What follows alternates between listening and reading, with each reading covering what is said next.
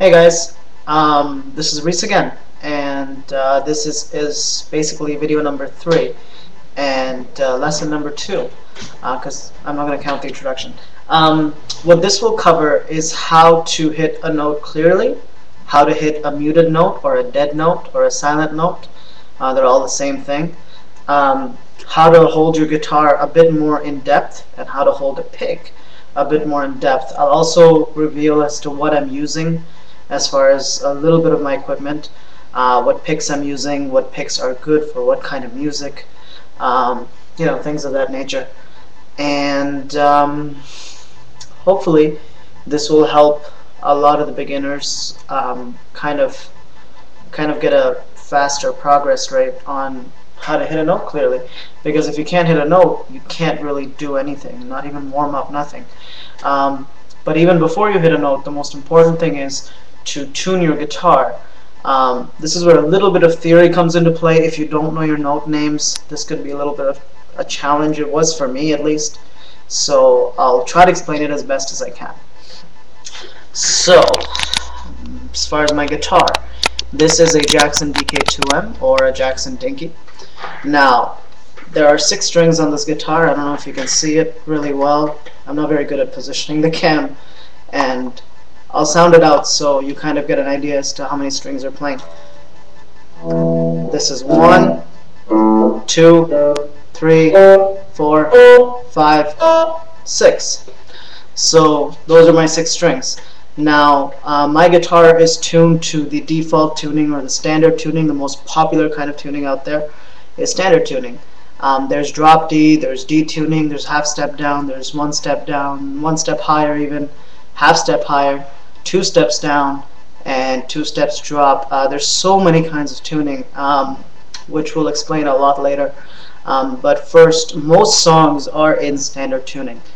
Sometimes flat tuning, which is also very popular in rock and metal, which is the kind of music that I'm very much into. That being said, these are the tuning notes for my guitar. The fattest string, or the string on the top, is E, which is, we call it a low E. So here's what it sounds like.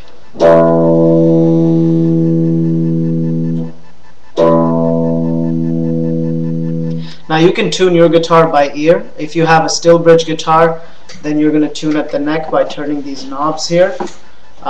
If you have a guitar like mine, you're going to tune back here with the fine tuners and adjust the Allen key, the screws here with the Allen keys. And as far as this goes, the hair tie, I've noticed that a lot of good guitarists have the hair tie on their guitar because it mutes extra string noise.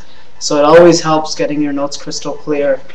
And no matter what kind of music you play, having extra string noise is never a good thing. So now we can move on to how to hit a note. Oh, actually, sorry, I forgot to show you the other strings. This is an A.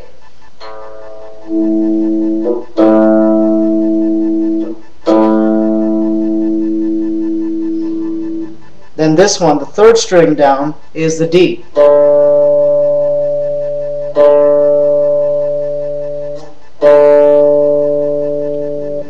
Then there's the G.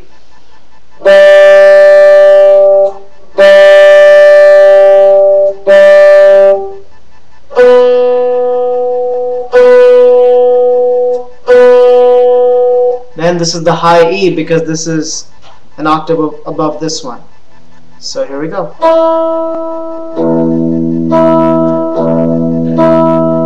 8 octaves actually, but whatever. So that is your string tuning. And that being said, tuning your guitar is one of the most important things before anything happens. So now that you know how to hold a guitar with a curve on your thigh, as high up as you can if you're standing up, and you pick any position you're comfortable in, as long as your pick is at a slant with the string, not straight ahead, but just a slant, and your thumb is on the back of your fretboard, like so, in the middle. These are the first most important things that you should get. Now we're going to move on to how to hit a note clearly. A lot of the beginners, I've noticed what they do is when they hit a note, they tend to bend the note for some reason. And bending is done by, you press the note and then you bend the pitch by moving the string up or down.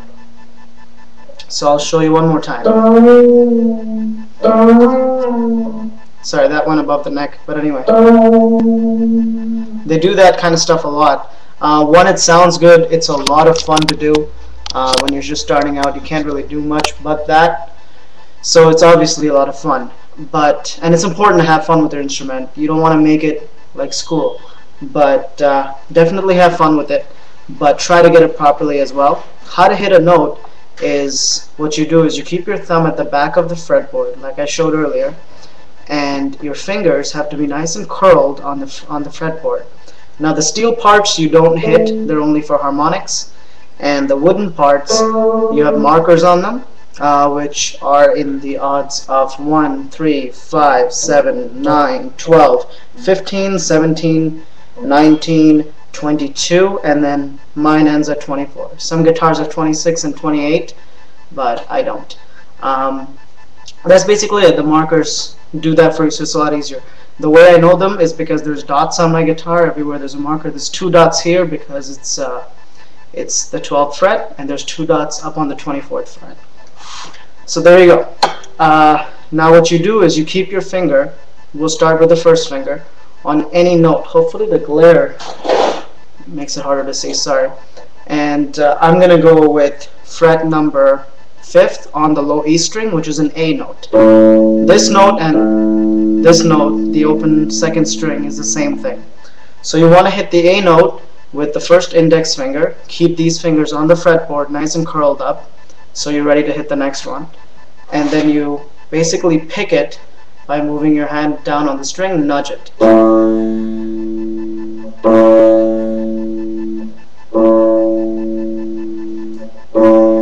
Keep in mind, you don't want to bend the string at all. Keep your finger in one position. Do not bend the string. Hold it nice and firm, but don't, choke it. Just gently. And you want to stroke the string. Just nudge it. And you'll get a nice, gentle, clean sound. And that is how you play a note with your first finger. Now, to make things easier, you don't want to follow any rules of music just yet. With the second finger, or the middle finger, which you do to flip people off like that, you're going to put on the 6th fret, which is the A sharp, or B flat.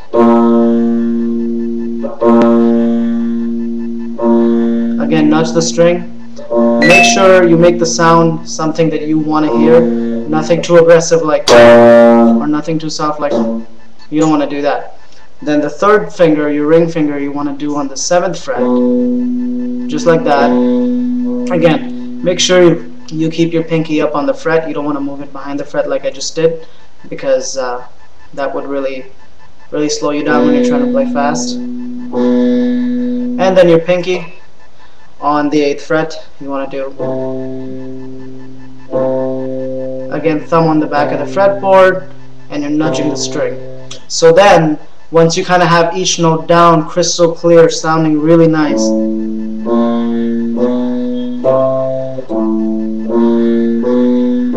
that's the exercise you should be doing. That's the chromatic 4-note per string scale, basically. And that is the first thing I ever learned, and man, was it helpful. So you want to hit every note crystal clear. Go as slow as you possibly can. You don't even need to go at this speed. This is too fast for a beginner sometimes. You don't want to go that fast. So go nice and slow. Count 4 times after you hit each note. So kind of like this. 1, 2, 3, 4. 2, 2, 3, 4. 3, 3, 3, 4. 4, 4, 4, 4. Or 4, 2, 3, 4. But whatever. That is how you should go about it. If you want to go even slower, that's always a good thing. And as far as picking goes, for the 4 notes, when you're playing the 4th, you start with a down, where you nudge the string down. Don't move your hand too far away from the string like this. You want to stay close to it. And then you do an up. When you move your 2nd finger to the 6th fret, you want to do up. Then when you go down again, you want to do down when you hit the 7th fret. And then on the 8th, you want to head up again. So the picking pattern is down, up, down, up, down, up, down, up, down, up. And you want to kind of get used to doing that. Down, up, down, up, down, up, down, up. And And how I'm muting the string like that, that's called a mute note or a dead note. Is I'm just gently resting my hands on the string. I'm not pressing down on any note, and I'm just playing it and practicing my picking. You could be sitting in front of the TV and just practicing your picking just all day. It'll make your picking that much better. Just keep playing it. Just go crazy with it. Stay on one string. Don't run too far ahead of yourself and try other strings. And hopefully this helps. Until then, I'll see you next week, and we'll be covering a lot more then.